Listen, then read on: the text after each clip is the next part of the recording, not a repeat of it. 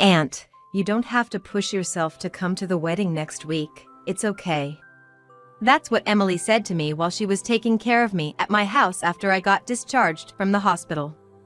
I'm planning to have a caregiver come to assist me in the future, but the application at the office hasn't been approved yet, so for a few days, people like Emily and Susan's husband will be coming over to my house in turns. I was unsure of what to answer Emily. I wondered if me attending the wedding would be a nuisance, and I was reluctant to make people feel awkward out of concern for me. It's a shame that she lost her sight, but there are convenient tools nowadays that allow her to live quite normally.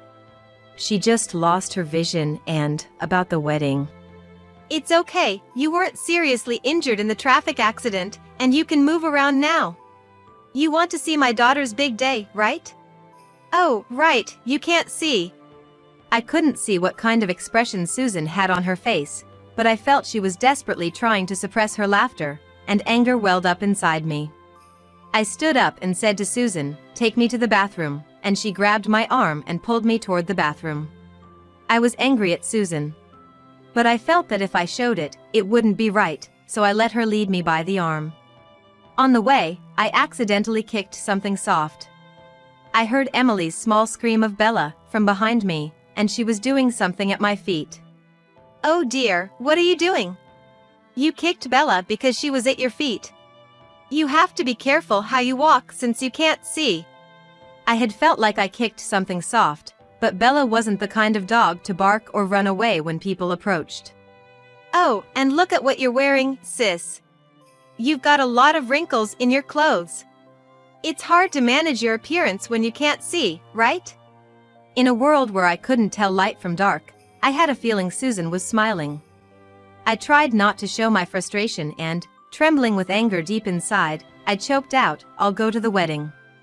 My name is Jennifer, 56 years old. Living the single life by choice, embracing my freedom. After work, I cook for myself, hit the gym, or dive into a good book. On days off, you'll find me at the movies.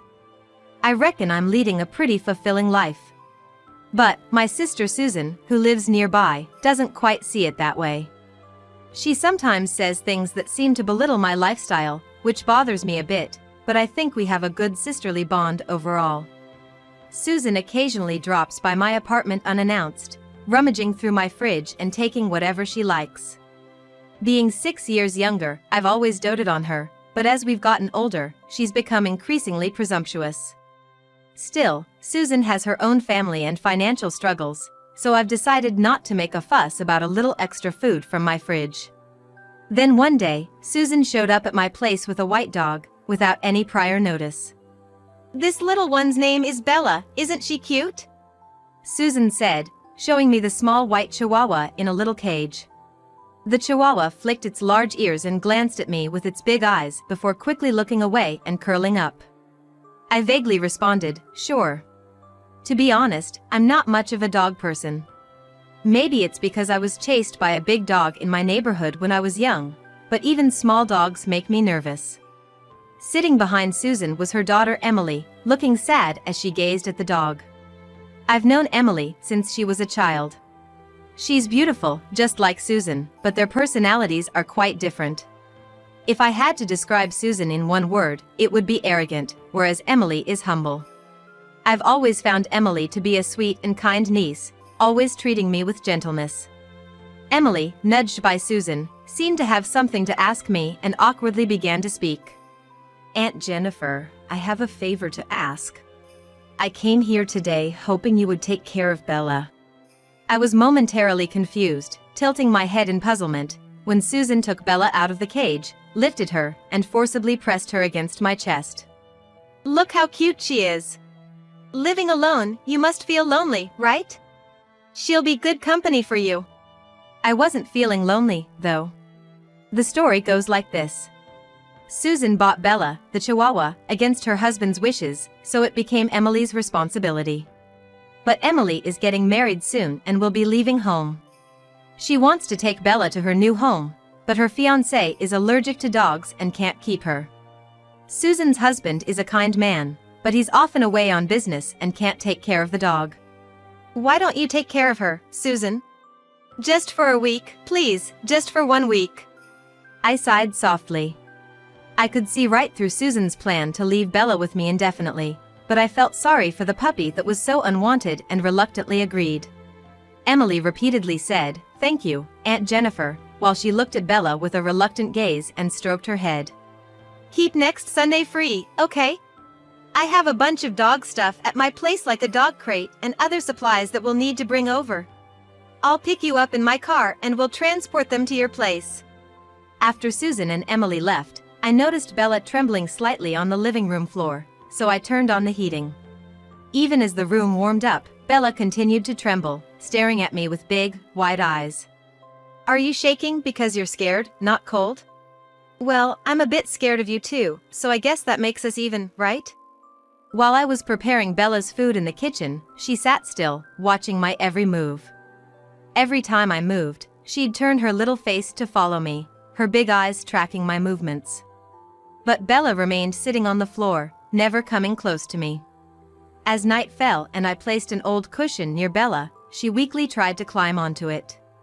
Casually watching her struggle while I watched TV, I finally realized why Bella had been sitting in the same spot all day. "I see." I picked up Bella's small body and placed her on the cushion, where she contentedly buried her face and eventually fell asleep.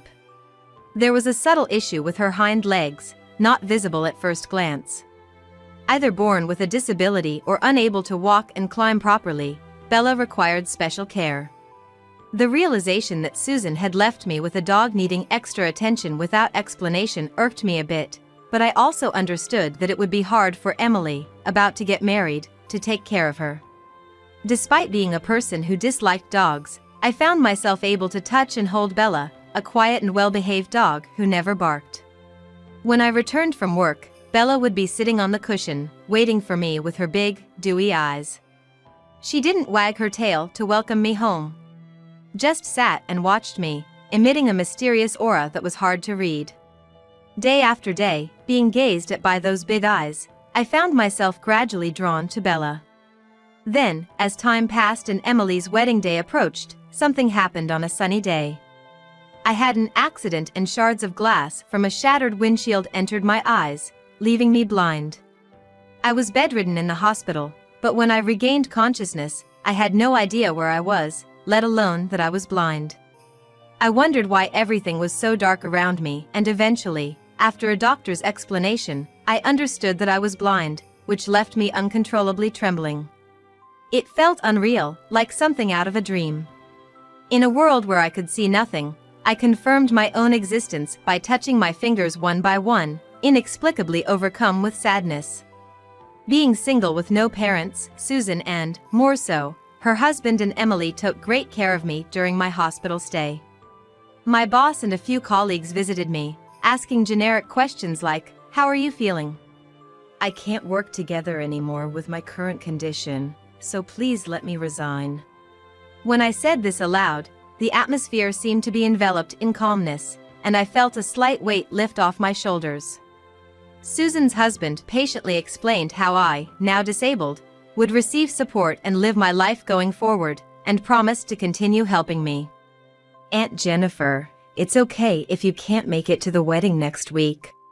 Don't push yourself."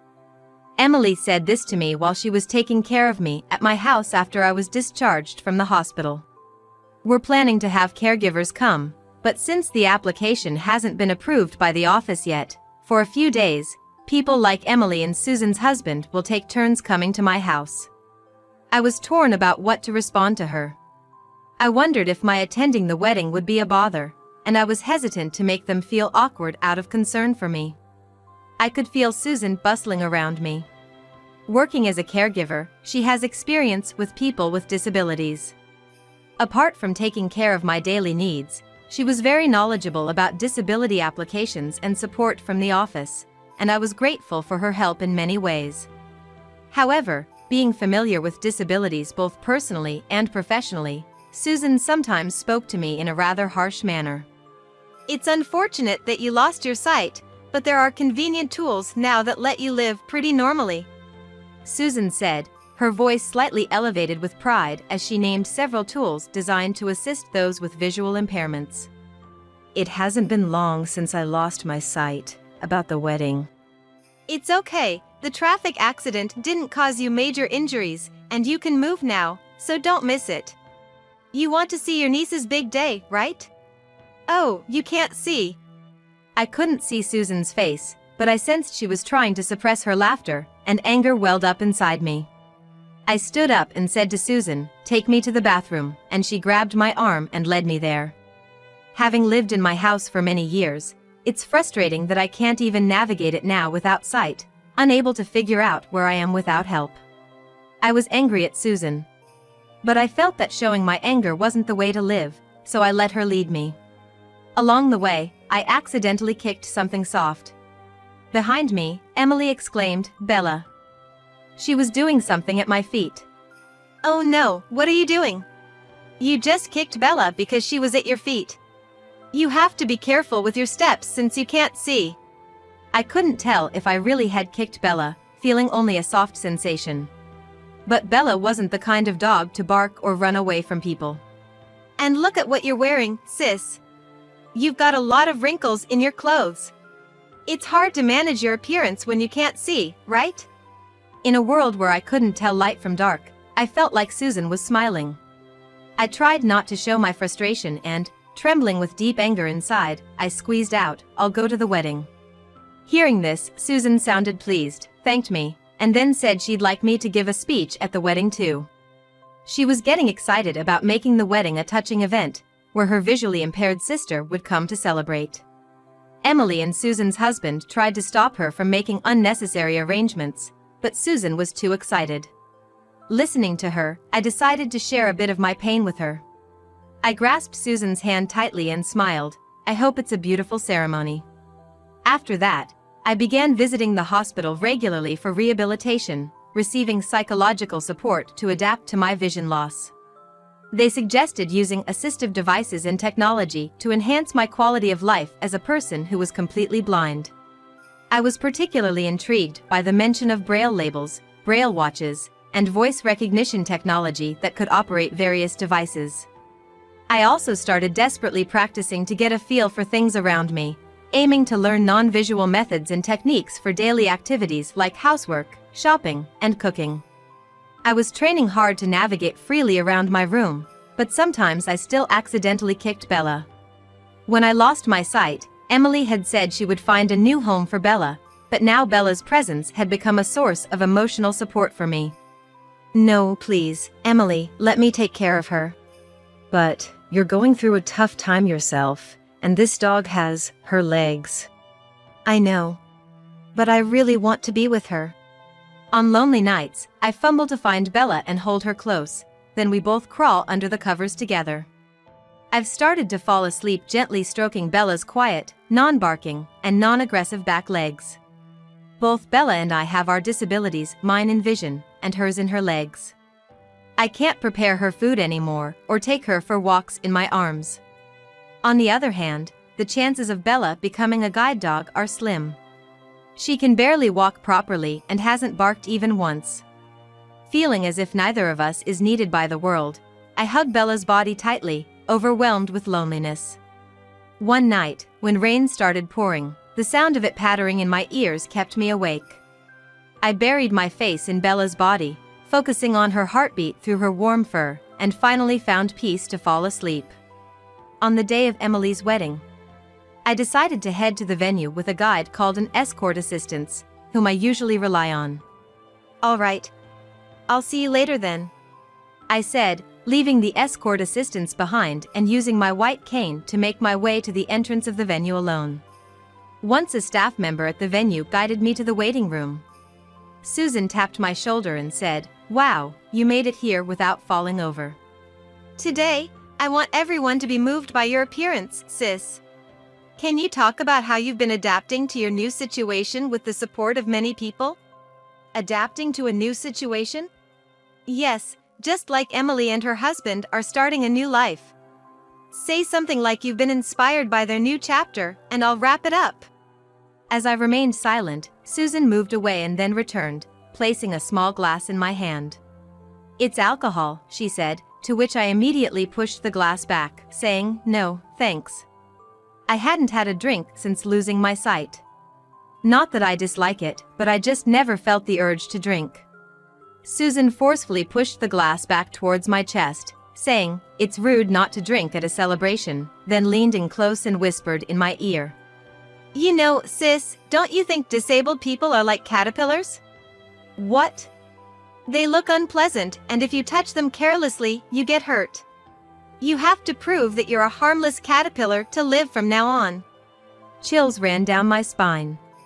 Susan quickly said, "Maybe that was too much," and laughed, tapping my shoulder, almost making me drop the glass. Eventually, Susan led me to the bride's room where Emily, dressed in a beautiful white gown, was sitting, as Susan described. "Look, isn't she gorgeous?" As Susan walked away toward Emily, I leaned against the wall, feeling a bit anxious. Soon, someone touched my shoulder. It was the guide assistant, a man who had brought me here. "What? Boss, why are you here?" This guide assistant was actually Susan's boss at her workplace, not usually working in the field, but he had come especially because I had asked him. "I've heard about the situation from Susan. It seems she's been quite rude to you, Jennifer," he started. "That's not true. We're sisters, so we're just straightforward with each other." Her boss immediately cut me off. "Don't lie." I had reported to Susan's boss how she had repeatedly belittled me since I became blind. Moreover, the recent car accident, caused by Susan's driving mistake, had been blamed on me. "I heard from Mom that the accident was your fault. She said you forced her to overtake the car ahead because she was driving too slowly."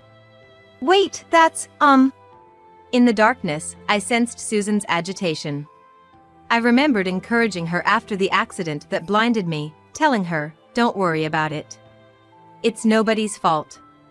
I had been told by Emily that Susan was blaming the accident on me and telling our relatives about it, so I no longer felt the need to be considerate towards Susan. I reported all of Susan's actions to her boss, who became furious and showed up at the event like this.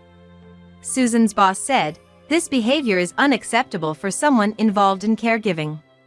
I will consider severe disciplinary action." To this, Susan suddenly shouted back, "Don't be ridiculous." That shout seemed to be a signal, and Susan's husband and Emily's fiancé entered the room. In fact, this timing was planned in consultation with Susan's boss, aiming to have a confrontation at this moment.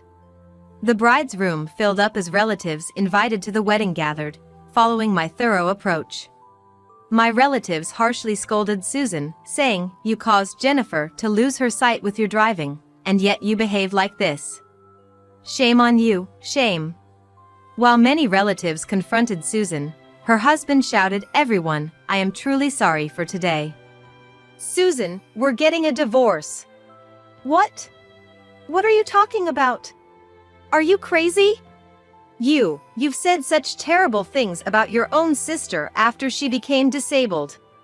If I became sick or incapacitated, would you treat me the same?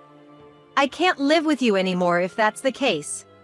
Susan let out an absurdly loud cry, taken aback by the sudden divorce declaration, but was drowned out by the many voices of condemnation surrounding her, and she rushed towards me. "What the heck, sis? It's Emily's wedding, and you're trying to ruin it?" "I had no such intention, I just wanted everyone to understand how I feel." "But why, on Emily's wedding day?" "Today, I proposed this plan to get back at my mother."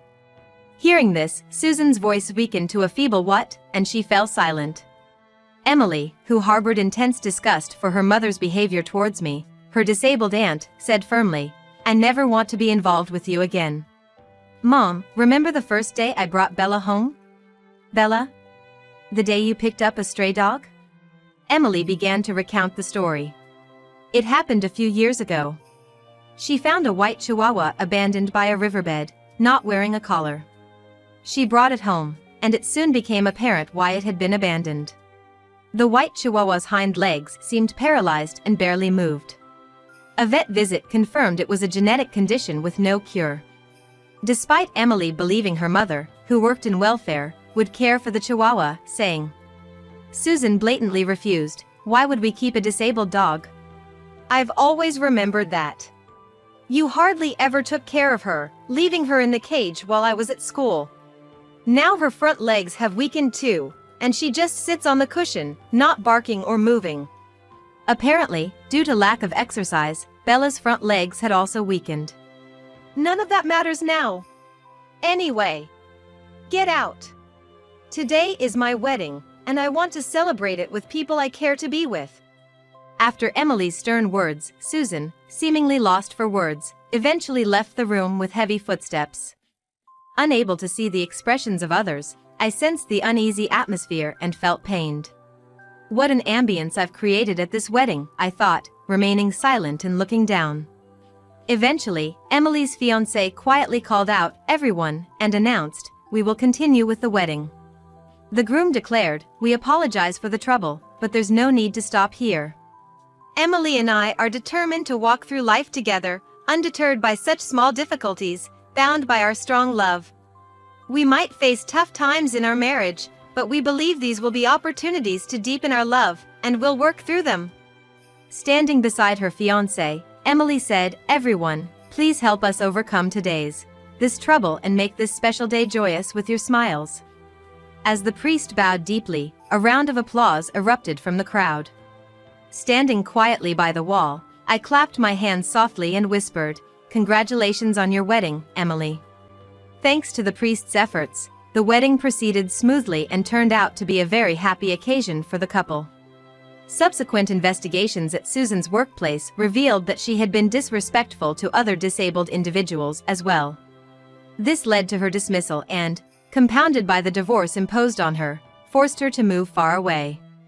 Abandoned by her husband and Emily, Susan is now looking for work in the welfare sector again, but it seems she's facing difficulties as her prejudice against disabled people has become known to others in the field. Once, after the wedding, Susan called me. "How's your life now? Are they doing well?" she asked in a trivial conversation, followed by a long silence, then admitted, "I regret blaming the car accident on you and telling everyone about it. I thought I had a perfect life, everything going smoothly, even my daughter getting married, but that accident was a stain on my life. So." I hung up the phone in the middle of her speaking. I didn't want to talk anymore. As for me, I'm gradually adapting to my situation. There are support services in the neighborhood that I never knew existed when I was able-bodied, and I'm starting to train for daily life with kind help from various support staff. In my room, I started with basic training to prevent stumbling, and then moved on to grooming tasks like brushing teeth and trimming nails. Furthermore, I learned to keep things in specific places to reduce search time, along with various other skills like cooking and laundry. This training encompassed most of my daily life. In this era, even smartphones and tablets have reliable voice recognition features, so I can enjoy music and other features without complex operations. Sitting in a chair, I slowly close my eyes, letting the soothing music permeate my heart. Something fluffy crosses my bare feet. Reaching down, I feel a lick on my fingers. I reach out, trying to find the dog I expect to be there, but Bella isn't there. Reluctantly, I lean back in the chair, and then Bella lets out a soft whimper, a sound I had never heard from her before.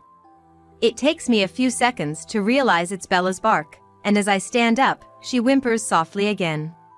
I follow the sound of Bella's whimpers to the window. After feeling around and picking her up, I touch the curtain and feel the warmth of the sun on my cheek. "It's a nice day, isn't it?" "Yes, let's go for a walk together." Holding Bella, I open the front door, and the warm sunlight pours down on us.